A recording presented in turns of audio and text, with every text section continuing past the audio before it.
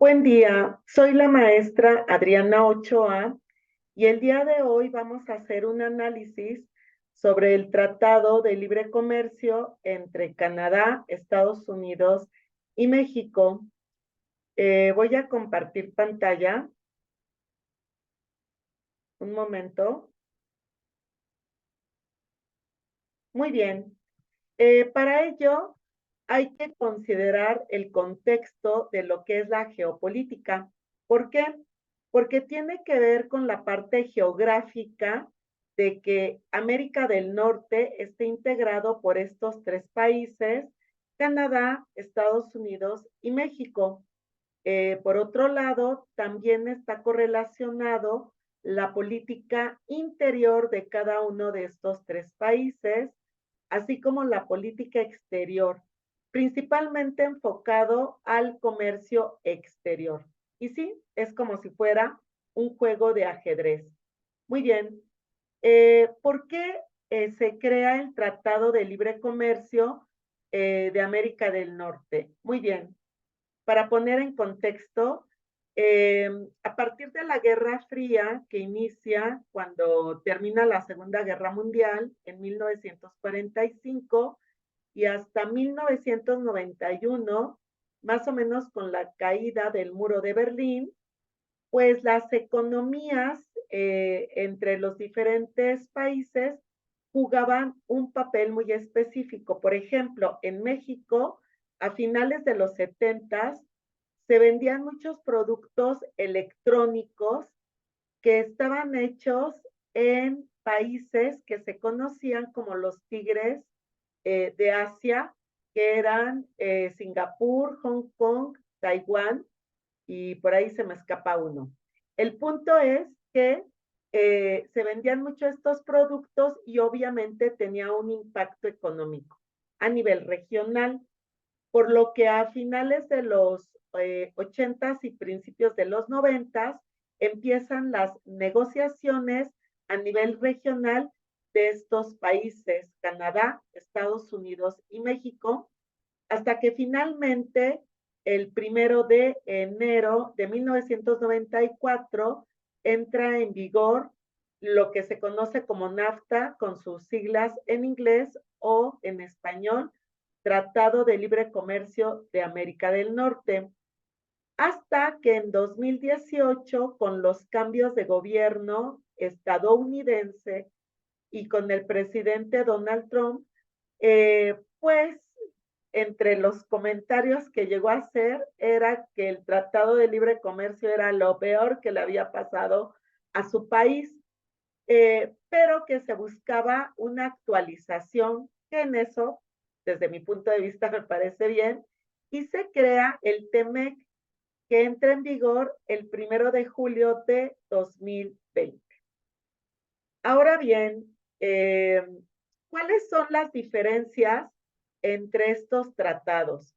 Lo que voy a mencionar no es limitativo. En el caso del Tratado de Libre Comercio de América del Norte, lo que se buscó en su momento fue eliminar los aranceles de importación entre estos tres países, y también lo que se buscó fue garantizar una competencia justa, incluyendo la defensa de la propiedad industrial. También se buscó implementar sistemas para la resolución de conflictos comerciales entre estos países. Se consideró fomentar la cooperación comercial, así como estimular la inversión. En el caso del TEMEC, que no se consideró en su momento en el Tratado de Libre Comercio, fue que estos tres países más bien buscan comprometerse a combatir la corrupción. En cuanto a los tipos de cambios, pues respetar lo que se marca en el mercado y no manipularlo. También consideran proteger a los trabajadores a través de contratos laborales transparentes. Por otro lado, no entra en el TEMEC el sector económico del país, para no poner en riesgo la soberanía nacional.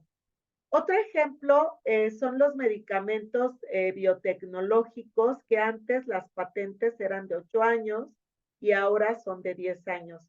Otra cosa que me parece importante es fomentar a las pymes, motivarlas a que hagan esos intercambios comerciales.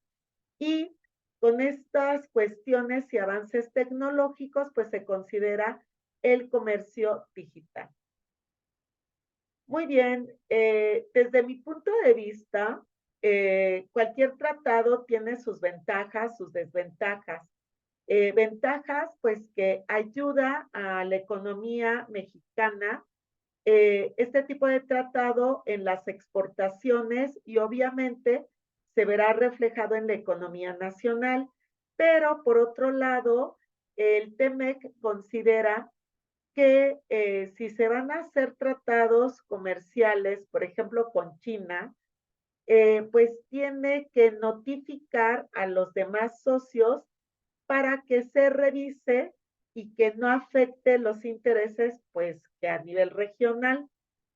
También hay que considerar que con los cambios de gobierno en cualquiera de estos tres países, pues cada presidencia pues lleva sus ideologías, sus enfoques.